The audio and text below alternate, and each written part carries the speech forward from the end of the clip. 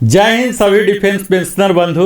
मुझे उम्मीद है आप सब स्पर्श से या अलग अलग बैंक से सीपीपीसी के थ्रू पेंशन अच्छा खासा मिल रहा होगा निर्बाध रूप से। आज हम ओआरओपी 3 का धमाका के बारे में बात करेंगे। सचमुच यह धमाका है। मैं ये श्रृंखला प्रारंभ किया हूँ। मेरा हमेशा प्रयास रहता है कि एक सर्विसमैन के अलग अलग तरह के तमाम समस्याएं हैं, इनका पहले आइडेंटिफाई किया जाए, उसका क्या समाधान है। समाधान मैं लेके आता हूँ अलग अलग वीडियो में। तत्काल मैंने ओआरओपी 3 का धमाका नाम से स्टार्ट किया हूँ सीरीज। यह करीब चौथा पाँचवा वीडियो है। इससे पहले मैं कई चीज़ कवर कर चुका हूँ, लेकिन इस वीडियो में प्रमुखतः मैं कवर करने जा रहा हूँ नायब सूबेदार का पेंशन ओआरओपी 2 में क्या था, ओआरओपी 3 में क्या होगा, कितने डिफरेंस हैं, क्या एनोमली हैं, ये तमाम बातों पर हम जिक्र करने जा रहे हैं। इससे पहले भी मैं करीब 4-5 वीडियो बना चुका हूं, तो मैं कोशिश करूंगा कि आपको जस्ट एक रिकैप मैं दे दूं ताकि आपको पता लगे। आपने अगर पहले नहीं भी देखा है तो आपको एक पहचान हो जाएगा, पता लग जाएगा। तो आइए, हमने अभी तक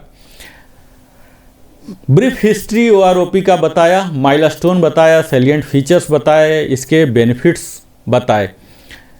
ओआरओपी 3 कब लागू होगा?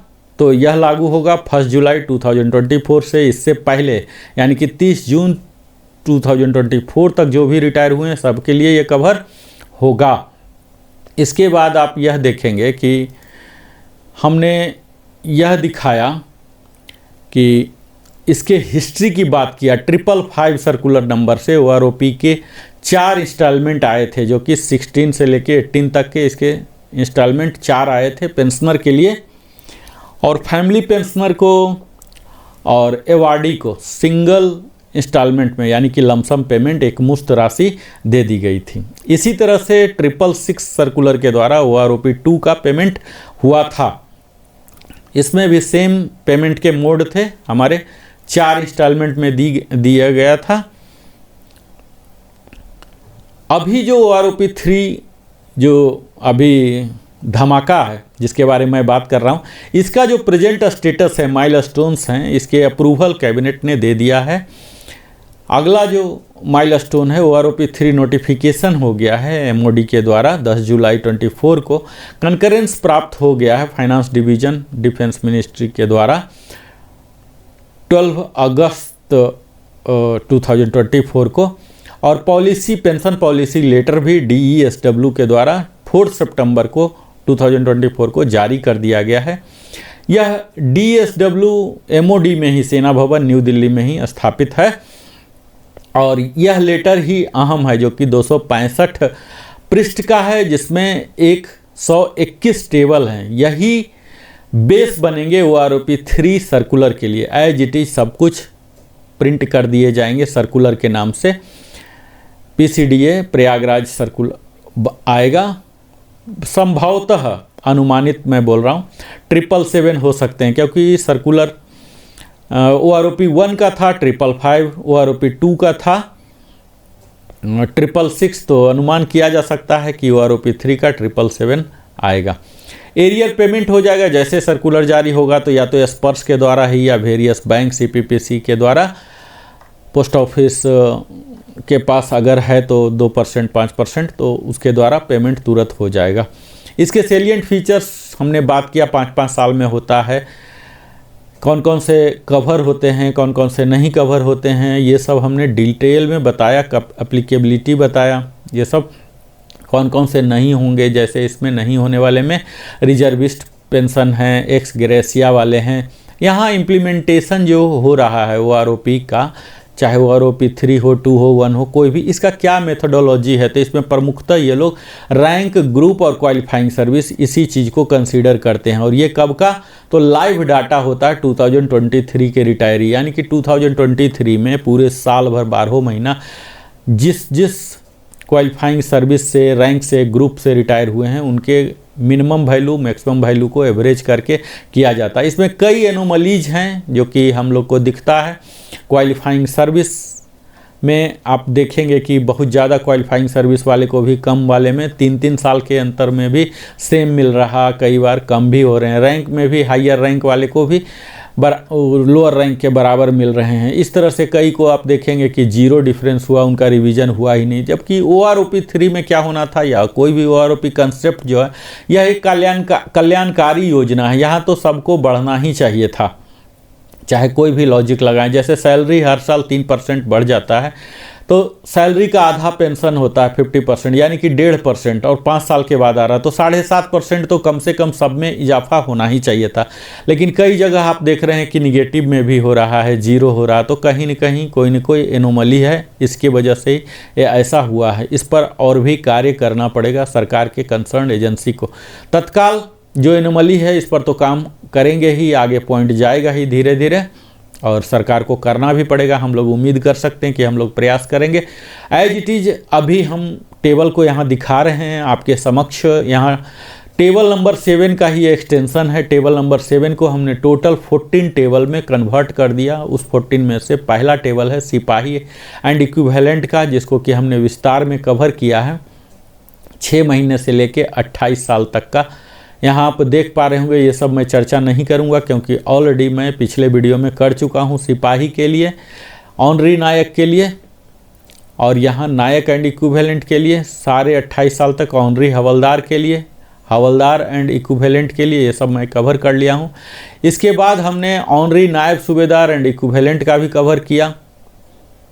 यहाँ हमने इसके बाद आर्टिफिसर 3-1 जो कि नेवी के होते हैं, यह सब मैंने कवर कर लिया। इस वीडियो में मुख्यतः मैं नायब सूबेदार एंड इक्विवेलेंट को कवर करने जा रहा हूं, क्योंकि यह जो रैंक है इसमें आप देखेंगे काफ़ी लोग कवर होते हैं।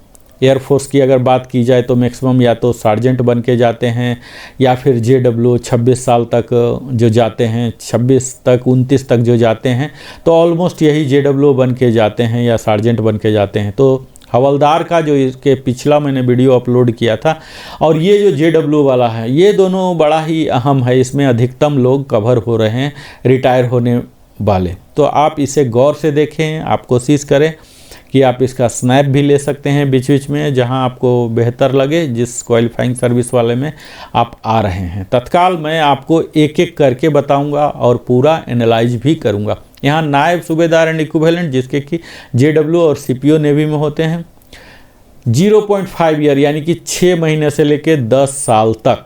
ये तो कोई JW बनेगा नहीं, बनेगा तो जाएगा नहीं, ऐसा होता है। तो यहाँ सारे निगेटिव वैल्यू भी है, तो निगेटिव वैल्यू को चिंता करने की ज़रूरत नहीं, क्योंकि उन्हें जो OROP 2 से जो मैक्सिमम वैल्यू मिल रहा वही मिलेगा। तो इस प्रकार आप यह कह सकते हैं कि यह टेबल अप्रासंगिक है।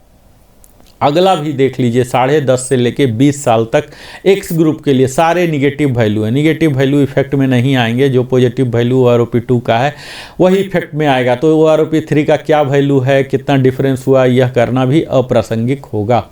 यहाँ यह देख लीजिए कि वाई ग्रुप में करीब 14.5 तक निगेटिव है या छोटा फिगर है। 15 ईयर्स से इनका बढ़ना शुरू हो गया है। 22578 से 23575 हो गया है, 597 रुपीज़ का इजाफा। 22,900 से 23,175 275 का इजाफा हुआ है। फिगर थोड़ा छोटा ही है, 3 ही डिजिट में है, लेकिन वाई ग्रुप को लिए फिर भी उत्साहित करने वाला है।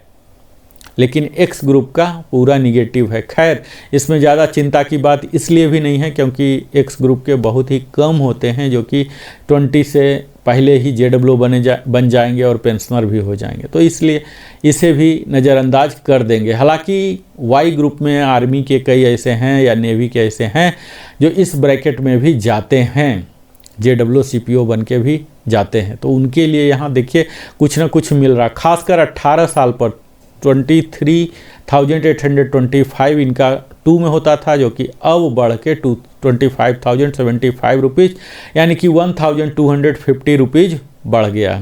24,125 का जो स्लैब था वो पहले OROP 2 में 10.5 से लेके 20 तक का 4 यानी कि 2 साल के लिए था, जो कि अब सेम स्लैब बन गए हैं 25,075 का, जो कि यहाँ भी 2.5 साल को कवर कर रहा 950 रुपीज़, और 20 ईयर्स के लिए थोड़ा सा कम 25 रुपया कम 25,750 925 का इजाफा यहाँ भी हो रहा है। अब हम नायब सूबेदार का अंतिम चार्ट देखेंगे जो कि 28 ईयर्स तक का है। यहाँ 20.5 जो कि ये चार्ट बड़ा ही इम्पोर्टेंट है, इसे आप ज़रूर स्नैप लेके रख लें। यही आप सबों के लिए ज़्यादा इम्पोर्टेंट है क्योंकि मैक्सिमम लोग 20 प्लस में ही रिटायर होंगे। तो 20.5 में जो रिटायर हुए हैं, तो पहले जो स्लैब था पूरे 4 साल का 20.5 से लेके 24 तक का 27875 का पूरे 4 साल का था। अब इस पूरे स्लैब को बढ़ा दिया गया है 3.5 साल यानी कि 23.5 तक का बढ़ा के सेम कर दिया गया 29650। तो इस प्रकार आप देख रहे हैं कि स्लैब में पूरे 1775 का इजाफा दिख रहा। हालांकि इसी स्लैब में कुछ स्लैब ऐसे थे जिनको कि 28800 मिल रहे थे OROP 1 में, तो OROP 2 में वो निगेटिव वैल्यू में थे, इसलिए इफेक्ट में नहीं आया था। इसी वजह से यहाँ इतना बड़ा दिख रहा है। तो यहाँ जो इतना बड़ा दिख रहा है ये एक्चुअल वास्तविक में नहीं है। इसी प्रकार जब हम 24 इयर्स के एक्स ग्रुप में देखते हैं तो काफ़ी अच्छा वैल्यू इनको मिला है, 2950 का डिफरेंस हो गया है। और यही स्लैब जो बनाया है OROP 3 का 30825 ये पूरे 2.5 साल का चल रहा है। 2950 अलग अलग लोगों का, 24.5 का 28550 का जो स्लैब था पूरे 28 साल तक, पूरे 27.5 साल तक चलता था, जो कि अब फिर से स्लैब बन गए हैं 2-3। 30,825 का जो स्लैब है 24 से लेके 25.5 2 साल का है, जिसमें कि सबको अलग अलग डिफरेंस हो रहे हैं। 2950 हो रहे हैं 24 वाले को, 2275 हो रहे हैं 25 वाले को, 2275 हो रहे हैं। तो यहाँ आप देख पाएंगे कि काफ़ी इनको लाभ मिला है, खासकर इन्हें 2950 24 इयर्स में। कई लोग ऐसे होते हैं जाते हैं, अक्सर यहाँ पर ज़्यादा जाते हैं 20+3 23 का होता है, फिर 26 का आता है। तो 26 वाले के लिए भी काफ़ी अच्छा यहाँ इजाफा हुआ है। 26 वाले का पहले 28550 था जो कि अब 31675 यानी कि 3125 का इजाफा हुआ है। इसी प्रकार 26.5 वाले का भी 28550 ही था जो कि अब 3125 हुआ है। 27 वाले का भी 3125 और 27.5 वाले का भी। लेकिन 28 इयर्स वाले का थोड़ा बदकिस्मती है यहाँ, जिनको कि मात्र 2025 का ही डिफरेंस हुआ, क्योंकि ये पहले से इनका ज़्यादा था 29650 था, लेकिन अब इनके समकक्ष कर दिया गया। तो यह तो है एक्स ग्रुप का। इसी तरह से वाई ग्रुप का जो डिफरेंस हम देखेंगे तो वाई ग्रुप में भी अच्छा खासा है, लगभग आप एवरेज कह सकते हैं कि 2000 के आसपास मिल रहा है सबको, एक्सेप्ट 20.5 वाले को 24825 था, जो कि स्लैब यही सेम 24825 20.5 से लेकर 26.5 पूरे 6 साल तक सेम था, जिसमें कि अब 2-3 स्लैब कर दिए गए हैं। इसका पहला स्लैब है 24825 वाला बढ़ाकर 25750 यानी कि 925 बढ़ाया गया। 21 ईयर के लिए 925 बढ़ाया गया, 21.5 के लिए 1300 कर दिया गया। और उसके बाद तो आप कह सकते हैं बड़ा खुशखबरी है, 22 ईयर्स के लिए 2000 कर दिया गया है, 22.5 के लिए 2000 है। और इसी तरह से 2000 का सिलसिला जारी है, क्योंकि यहाँ जो OROP 3 का वैल्यू है 26125 पूरे 3 साल के स्लॉट में चल रहा, यानी कि 21 साल से लेके 24 साल तक पूरे 2000 का इजाफा हुआ है वाई ग्रुप में। तो काफ़ी बेहतर है, खुशखबरी है इन सब के लिए जो पेंशनर है इस ब्रैकेट में।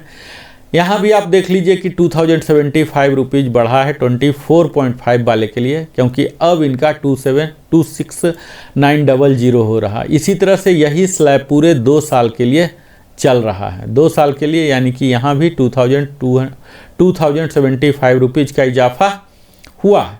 26.5 का 27,225 हुआ है, और यहाँ जो इजाफा 2400। तो काफ़ी इजाफा, जो रैंक जाते हैं ज़्यादा जाते हैं नायब सूबेदार ज़्यादा जाते हैं और इसी क्वालिफाइंग सर्विस में जाते हैं 23 में, 26 में, 29 में, तो काफ़ी यहाँ इजाफा दिख रहा है। यहाँ वाई ग्रुप में भी काफ़ी अच्छा है, एक्स ग्रुप में तो और भी अच्छा है। तो यह तो था अभी तक का एनालिसिस सूबेदार रैंक का। हम नायब सूबेदार का अगले वीडियो में हम नायब सूबेदार के बाद अगला रैंक जो सूबेदार आता है इसमें कवर करेंगे। तो तत्काल हमने नायब सूबेदार का 0.5 यानी कि 6 महीना से लेके 28 साल तक का पूरा कवर कर लिया। अगर आपने हमारे वीडियो को अभी तक हमारे चैनल को सब्सक्राइब नहीं किया है तो अवश्य ही सब्सक्राइब करें, क्योंकि तभी हमें ग्रोथ का, डेवलपमेंट का एक शुभ अवसर मिलेगा। आपके तरह ही आप वीडियो में कमेंट के जरिए आप पूछ सकते हैं, बता सकते हैं। अगर कुछ पूछना चाहते हैं, अगर आप चाहते हैं कि फ़ोन से बात करें तो आप फ़ोन अपना नंबर लिखें, मैं उस पर कॉल बैक करूंगा। मैं अपना यहाँ फ़ोन नंबर नहीं दे रहा हूँ, क्योंकि पेशेवर की तरह मैं दूं फिर कॉल आए फिर हमारे परेशानी होगा, तो मैं परेशानी में पड़ना नहीं चाहता हूँ। आप मैसेज दे दें, मैं यथाशीघ्र उसका जवाब देने का कोशिश करूँगा। बहुत बहुत धन्यवाद, आपने जीवन की बहुमूल्य समय दिया। मैं प्रेसाइज वीडियो बना रहा हूँ, ये पूरा सीरीज है। ये वीडियो डेडिकेटेड था नायब सूबेदार एंड इक्विवेलेंट के लिए, JW CPO के लिए। अगला वीडियो हम सूबेदार के लिए और इसी तरह से अलग अलग रैंक को फुल एनालिसिस के साथ बताएंगे। आपको क्या क्या एनोमलीज है ये सब भी बताएंगे। अगर खुशखबरी है, कोई अच्छाई है तो भी बताऊंगा, अगर कोई बुराई है तो भी बताऊंगा। मैं फिर से मिलता हूं आपके समक्ष। बहुत बहुत धन्यवाद, हृदय की गहराई से फिर मिलता हूं। धन्यवाद, जय हिंद।